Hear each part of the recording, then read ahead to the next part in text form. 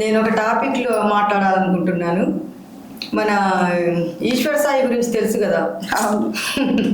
శుద్ధ పూస, వెన్న పూస వీడియోలు మామూలుగా రావట్లేదు. ఎంత మంచిగా మాట్లాడుతున్నాడు తెలుసా. మా భార్య తరపున నేను చేసింది తప్పే, నన్ను క్షమించు అని ఈరోజు సోషల్ మీడియాలో ఆయన వీడియో పెట్టి క్షమాపణ అడుగుతున్నాడు. అయితే ఈ క్షమాపణ అడిగే ముందు వాళ్ళ భార్య ఎంత కొట్టారు, ఎంత హింసించారు, నువ్వేం తప్పు లేకుండానే, నీకు ఇష్టం లేకుండానే మీరిద్దరు సహజీవనం ఎప్పటి నుంచో చేస్తున్నారు. అలాంటిది సరే నువ్వు సారీ చెప్తున్నావు, ఓకే. ఇప్పుడు నువ్వు సారీ చెప్పినా నీ భార్య తరపున సారీ చెప్తున్నావు చూడు, నిన్ను చెప్పుతో కొట్టాలి. నీ భార్య తరపున నువ్వు సారీ చెప్తున్నావు చూడు, చెంచాగా నువ్వు నిన్ను చెప్పుతో కొట్టాలి. ఎక్కడ కొట్టాలి అక్కడ కొట్టాలి. తీసుకొచ్చి దాని కాళ్ళు పట్టి అదే చెప్పుకున్నాం మనము. ఆయన ఫస్ట్ ఒక మాట అన్నాడంట. ఏమన్నాడు? నిజంగా మేధావే ఎవరు, మన ఈశ్వర్ సాయి గారు. చాలా దండం పెట్టాలి నేను ఆ పాయింట్కి. ఏమన్నాడు తెలుసా, ఒక వీడియోలో చెప్పాడంట. మా పాప చెప్పింది నాకు. మేము రూమ్లో దిగాము, నాకు రూమ్లో బాత్రూమ్ లేదు, మాదిరి రూమ్లో బాత్రూమ్ ఉంది, కొంచెము నేను బాత్రూమ్ యూజ్ చేసుకోవచ్చా అని పాపము వెళ్ళాడు. పూల రంగుడు పూల చెడ్డి వేసుకొని ఇష్టం. అరే హోటల్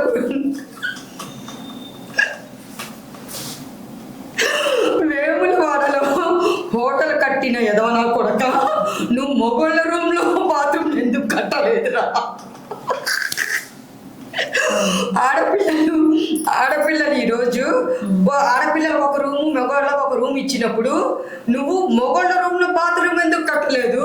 పాపం అమ్మాయి రూమ్ లో పోయేసి బుక్ అయిపోయాడు. సరే, ఆ డోర్ ఎవరు తీసిండ్రు? పాయింట్, డోర్ ఎవరు తీసిండ్రు? ఆ లోనకు పోయిండ్రు. అవును, అమ్మాయి ఆయన ఎవరు పేరు పెట్టి పిలుస్తుంది కదా, ఆ డోర్ అసలు ఓపెన్ చేసిందే చూపించాలి. బాత్రూమ్ లో ఆయన డోర్ వేసుకొని ఉన్నాడు, ఆ అమ్మాయి మంచం మీద కూర్చుంది. మరి డోర్ తీసిన ఎవడు? ఇంకొకటి చెప్తాను, డోర్ ఓపెన్ చేసుకునే అంటే ఇంకొకటి అంటున్నా, వాళ్ళ బాత్రూమ్ లేక రావచ్చు, దాన్ని ఒకలా రావచ్చు. అసలు డోర్ తీసింది చూపించలేదు, తలుపు కొట్టింది ఎందుకు చూపించలేదు? ప్రజలు అడుగుతారు, మనం కాదు. మనం ఎందుకు అడుగుతాం కానీ ప్రజలు అంటారు. అసలు ఆ డోర్ కొట్టింది ఎవరు, తీసింది ఎవరు? మనకు కావాల్సిన పాయింట్ ఏందో తెలుసా? అంటుంది ఫస్ట్ ఆ వెనకాల ఉంది కదా, విశాల్ విశాల్ ఇదిగో ఈ దొంగ ఉండే అని దీన్ని కొట్టు, చెప్పుతో కొట్టాలి. వెనకాల ఒక వీడియో తీస్తుంది కదా డైరెక్టర్, లేడీ డైరెక్టర్ గారు, దాన్ని చెప్పుతో కొట్టాలి. వస్తే నువ్వు వీడియో తీసేటప్పుడు బాత్రూమ్ దగ్గర ఉన్న వాడిని తీసావు, నువ్వు మంచం మీద ఉన్న అమ్మాయిని తీసావు, మరి డోర్ తీసిన వాడిని ఎందుకు తీయలేదు? డోర్ ఎవరు తీశారు? అసలు మూడో వ్యక్తి ఎవరున్నారు అక్కడ? కొట్టింది డోర్ కొట్టింది అది చూపించలేదు, డోర్ తీసింది చూపించలే, అలాగ పోయేది ఒక్కటే చూపించారు. ఏమో మరి బాత్రూమ్ లేక ఇట్లా రావచ్చు. దాని వీళ్ళ మీద అంట ఈ అమ్మాయి అందరికంటే హైలైట్ వస్తుందని కుట్రాబట్టి వాళ్ళ భార్యకు ఫోన్ చేసి పిలిపించారు. అవును, ఇది మొత్తం పక్క ప్లాన్ అని మనం ఒక వీడియోలో మాట్లాడుకున్నాము. ఈ శుద్ధ పూసగాడు ఏమంటున్నాడంటే, ఒక మాట అంటున్నాడు, నన్ను క్షమించు, మా భార్య తరపున నేను క్షమాపణ అడుగుతున్నానని ఎండిపోయిన ముఖం వేసుకొని, అప్పుడు గుమ్మడికాయలాగా మంచిగా వెలుగుతా ఉండింది కదా ఆ టైంలో. ఇప్పుడు ఆ ముఖం వేసుకుని నాకు కోపం వస్తుందక్క, నవ్వు కూడా వస్తుంది. కానీ నాయన, నువ్వు చేసింది ఎంత తప్పు అంటే, ఫస్ట్ నువ్వు అక్కడికి వెళ్ళింది తప్పు చేసావు. కానీ నీ భార్య ఏం చేసింది, నీ భార్య వెనకాల ఉన్న డైరెక్టర్ ఏం చేసింది, మొత్తం సర్వనాశనం చేశారు ఆ పిల్ల బతుకు. ఎంత పైకి వస్తుందంటే అక్క, వాళ్ళ సాంగ్స్ అంటే నాకు ఎంత ఇష్టం తెలుసా. నేను సినిమా పాటలు కాదు, అవే ఇయర్ ఫోన్స్ పెట్టుకుని ఎప్పుడు రోడ్డు మీద నడిచేటప్పుడు వాళ్ళ పాటలే వింటుంటాను. నేనా ఇప్పుడు అమ్మాయి ఏరే ఊరు అమ్మాయి అని నేనేం చెప్పినా, అవును, జానవి డ్యాన్స్, ఆ అమ్మాయి డ్యాన్స్కు జాను డ్యాన్స్కు ఎంత చాలా డిఫరెంట్ ఉంది, డిఫరెంట్, చాలా తేడా. అంటే అమ్మాయిని పొగుడుతున్నాం అని కాదు, జాను ఒక్కసారి ఆలోచించాలి. ఏదో వాళ్ళ మన తెలంగాణ బిడ్డ అని అన్నిటికీ ముందుకు తీసుకొచ్చారులే కానీ అమ్మాయి దేనికి ఏ డ్రెస్ వేసినా అమ్మాయికి సెట్ అవుతుంది. అవును, మంచి ప్యాంట్ షర్ట్ వేసినా నువ్వు ఏది వేసినా అవును. ఒక బ్లాక్ వేసినారు అమ్మాయికి ఎంత సెట్ అయిందో. సరే ఎన్ని చేసినా ఏం చేసినా అమ్మాయి మీద వచ్చి వాళ్ళలేక ఆమెని పట్టించిన వాళ్ళు అందరికి ఇరికే. వాళ్ళ సంఘానికి తెలియదా, వాళ్ళ సంఘ వాళ్ళైనా ఎవరైనా అమ్మాయికి ఒక ఓదార్పిచ్చి వాని పిల్లల్ని ఆయనని మీరు 4 మాటలు అడిగితే బాగుండు. అమ్మాయికి ఎవరైనా అమ్మాయి తరపున ఈ జాన్ పోయి ఒక ఆడపిల్ల నాలాగా ఒక ఆడది కదా అని మాట్లాడితే జాన్ బాగుండు. కానీ ఈ జాను ఏమనక ముందే వచ్చి సోషల్ మీడియాలో వచ్చి అదేదో వరలక్ష్మి వర్రిందని వచ్చి వర్రటం నీదే పోగొట్టుకున్నావు జాను. ఇప్పుడు నువ్వు అన్నీ చదువుకుంటున్నా వాళ్ళు పెట్టిన కామెంట్లు. బిడ్డలారా జాను కూడా ఎవ్వరు కామెంట్లు పెట్టకుండ్రి. ఎందుకంటే తెలుసో ఒక పడసోపేడో ఏదో మాట్లాడతారు, ఎవ్వరు కూడా పెట్టుకోవచ్చు. మన తెలంగాణలో మనం ఒక చెట్టు కింద బతుకుతున్నాం.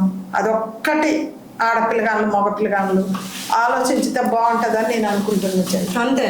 ఇప్పుడు నేను చాలా ఫైర్ అవ్వడానికి కారణం కూడా అంతా అయిపోయిన తర్వాత అది ఏదో కొట్టిందో ఏదో మాటలని క్షమాపణ కాదక్క.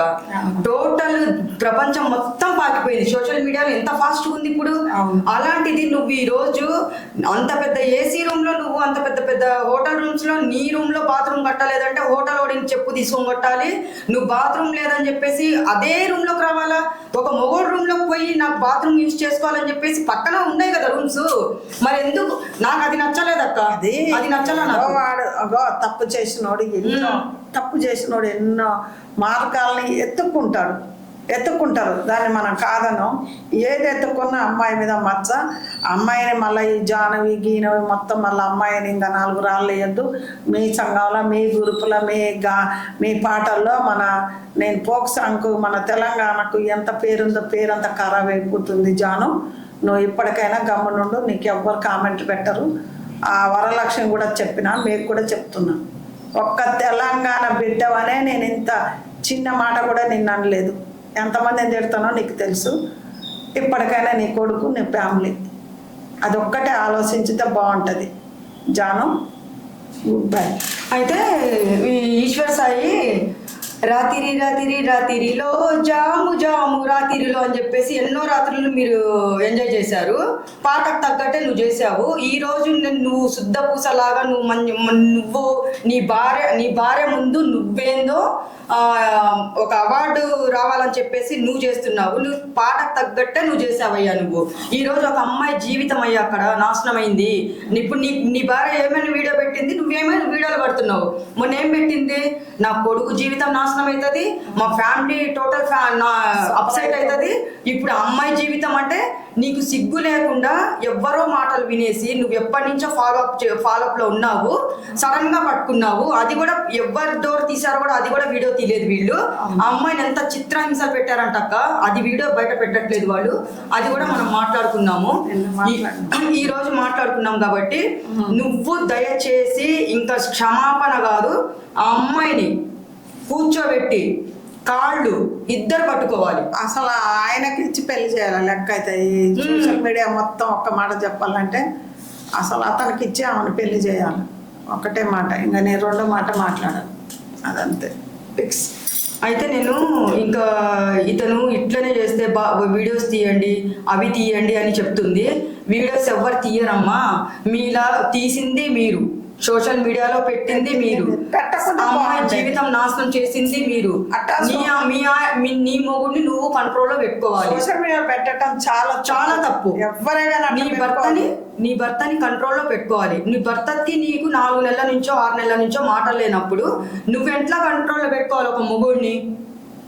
ఊరి మీద తోలదు కదా. అది తలరాత అనుకోవాలి. కానీ అసలు అయితే సోషల్ మీడియాలో ఒక పిల్లనే కానీ, నీ పెరిగినా కానీ, నీ ఫ్యామిలీ పెట్టకూడదు. సోషల్ మీడియా పెట్టాక ఎవరినైనా ఆపుతావు, ఏడనైనా ఆపుతావు, ఎక్కడైనా ఆపుతావు.